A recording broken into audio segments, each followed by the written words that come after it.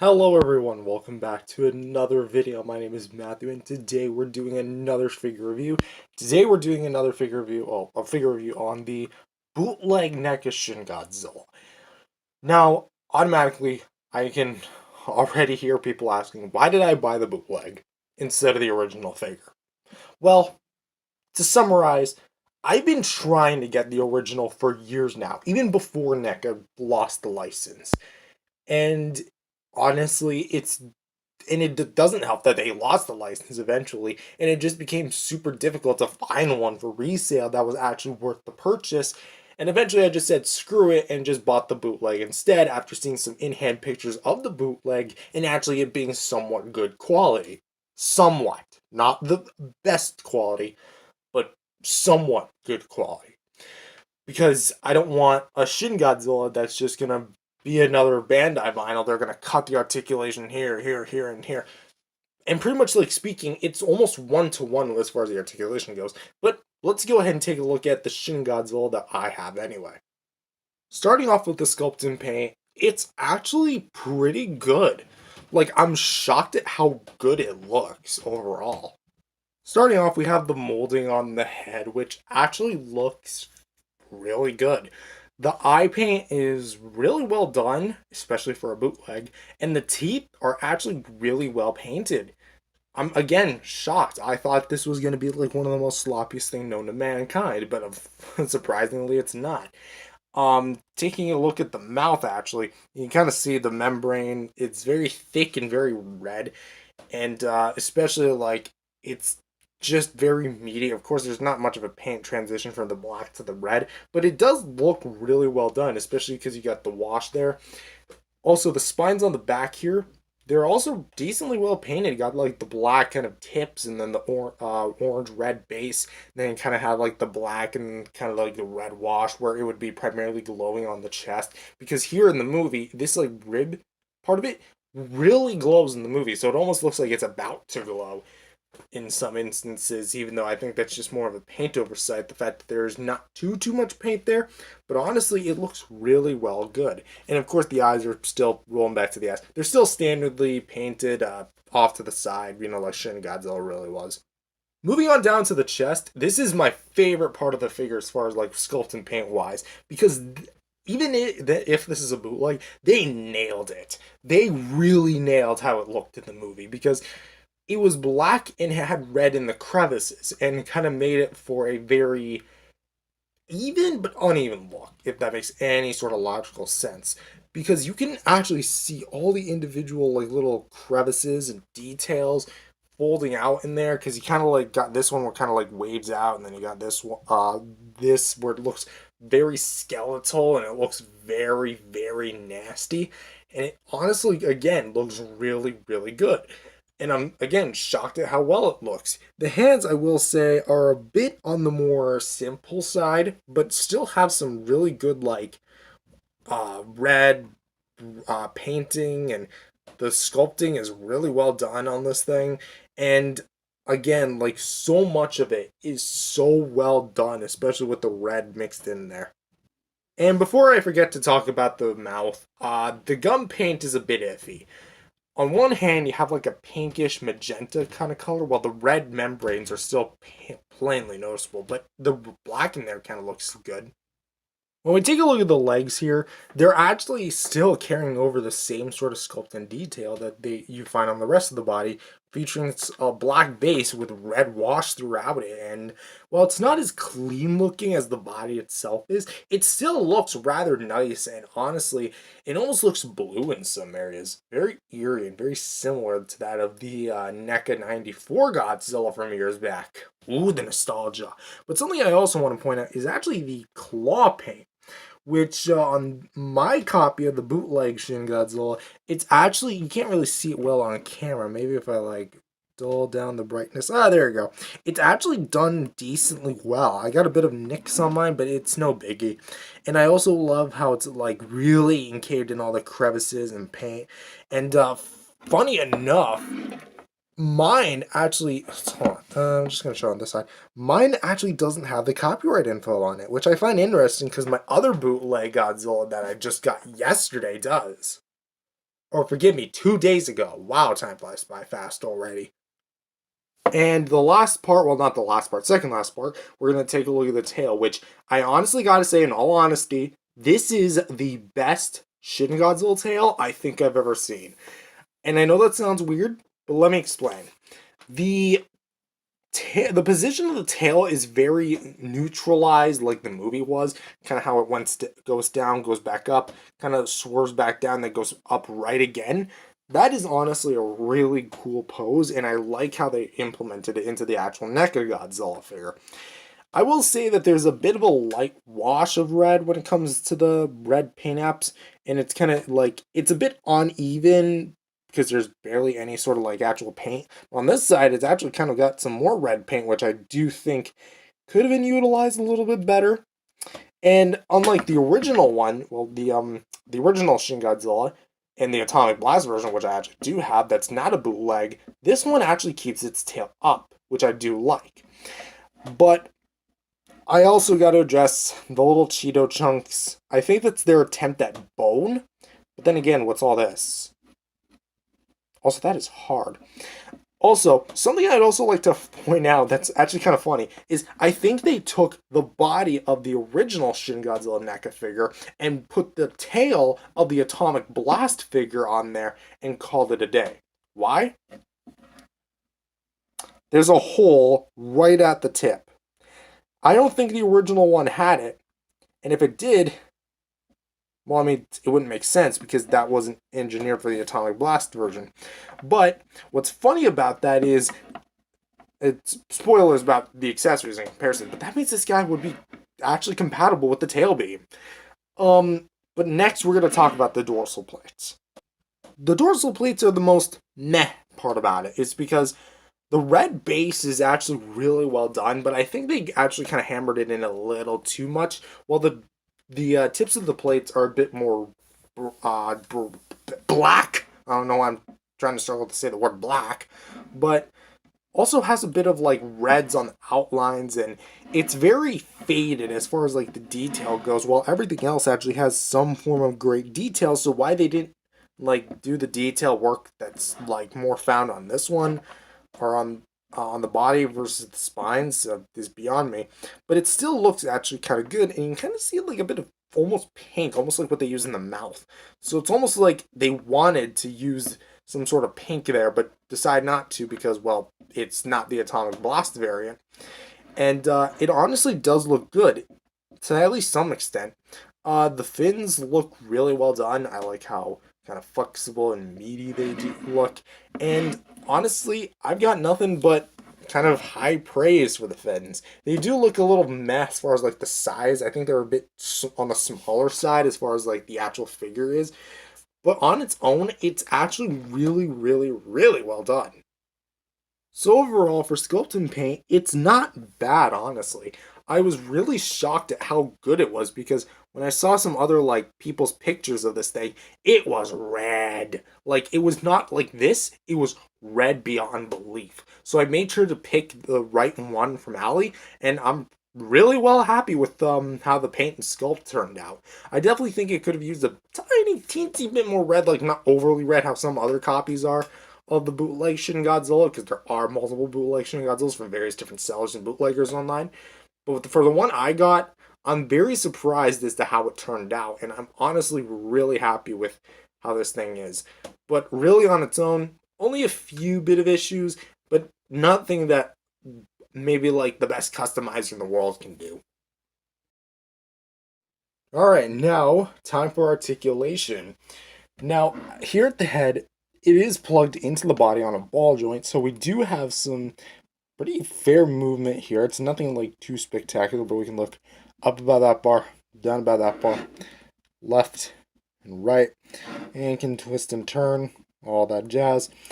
The jaw plugs into the the head on a hinge. But here's the weird part. I think it suffers from the same problem that my NECA Godzilla 2024 came with. The bootleg version, obviously, there's no real version. Please, NECA, get the license back. Anyway, you know, it it's loose. Like, it was never this loose. Like, this is the loosest joint I felt on a figure ever, as far as like the jaw is concerned. But when you have it like fully opened, it goes like that far out. You can get a little bit far, but comfortably where the membrane is, you want to get about that far open, that far closed. The neck actually has a bit of movement, so we can kind of like go down, up a little bit, side, side, a little tilt. I don't think I can get much range because of this little thing. I'd have to probably sand that down. Arms actually have a fair amount of movement despite being so small. The arms can move up about that far, down about that far. Can rotate pretty much all the way around. The elbows can actually straighten out, which thankfully the hinge works. Can actually close in and can actually rotate. And we do have swivel hinges for the wrists, so they can rotate all the way around while also being hinged, which I do believe that these were the first NECA Godzillas to utilize the swivel hinge combo as opposed to ball joints. But speaking of ball joints, we have a ball joint here at the waist. You can kind of get some rocker out of it side to side, but mostly it's going to be either a swivel or a pivot. It's not going to give you like much hunch, which is weird because Shin Godzilla loves to hunch. Here at the thighs, we do have a nice big ball joint here. I can go pretty much all the way around. I can kind of go in, kind of come out. For a bootleg, this is actually really good. The knee can actually extend that far out. Actually, wait. Yeah, I can extend that far out. Come back that far in. And can rotate somewhat. And the ball joint at the foot can kind of get like a little bit of a pivot. Like that. And can actually go all the way around. Now the tail. Here's actually an improvement over the original. It's that this tail actually does not flop.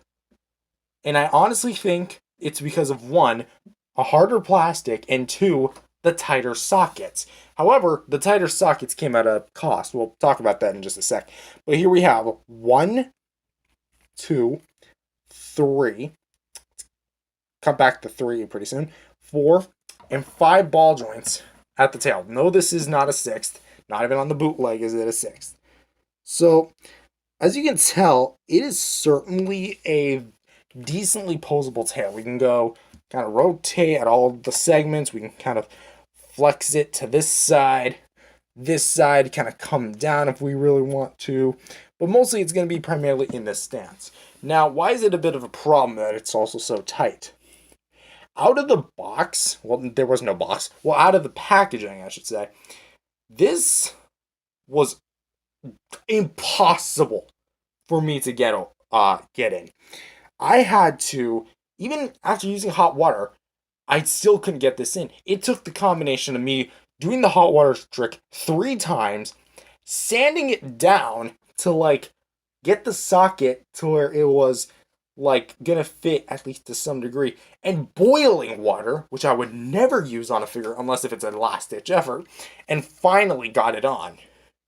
And even then, it doesn't have much range.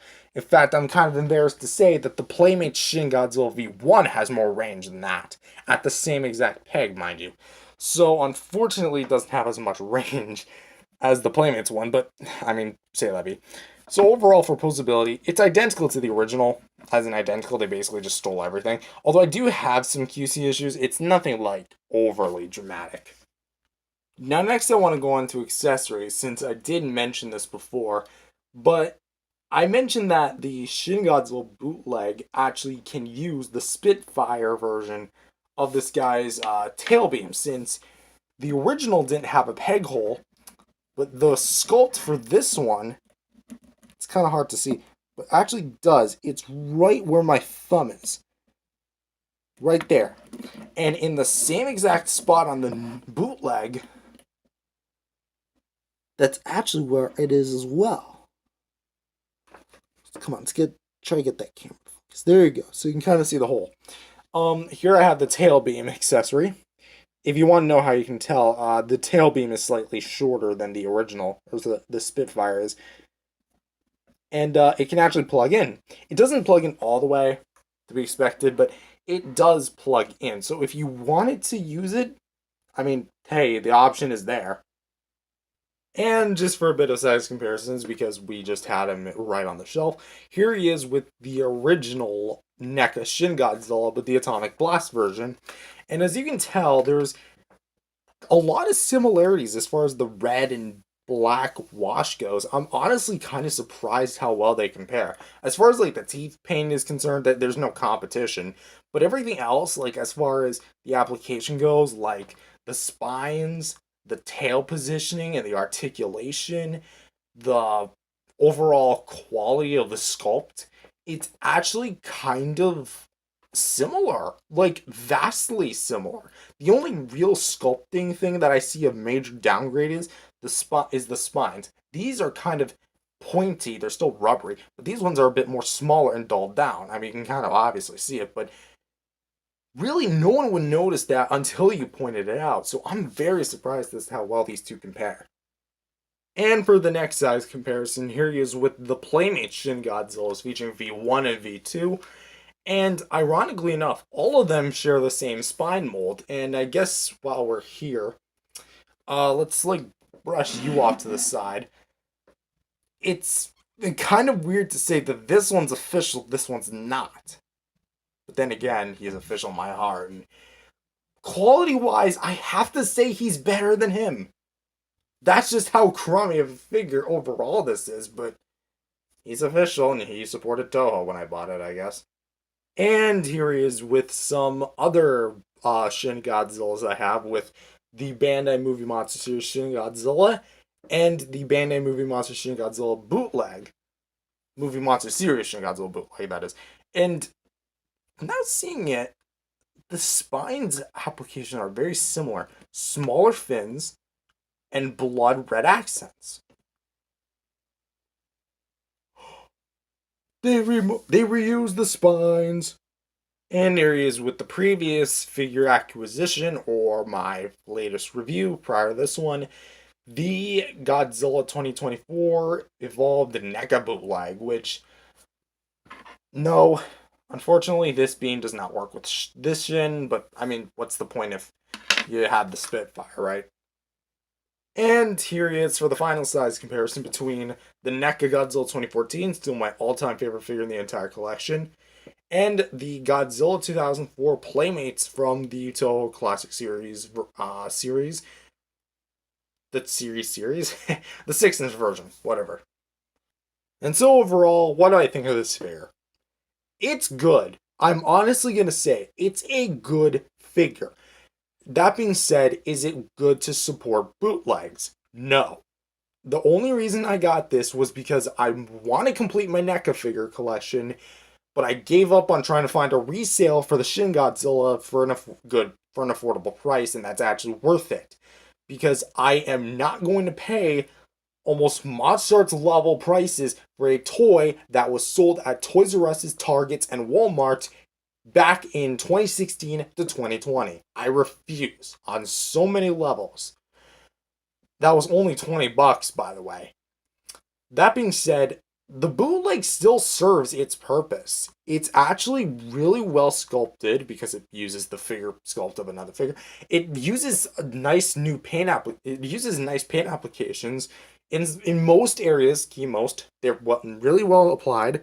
And I honestly gotta say, I got really, really amazingly excited for this one because I don't think I've ever like seen a also I don't think I addressed this.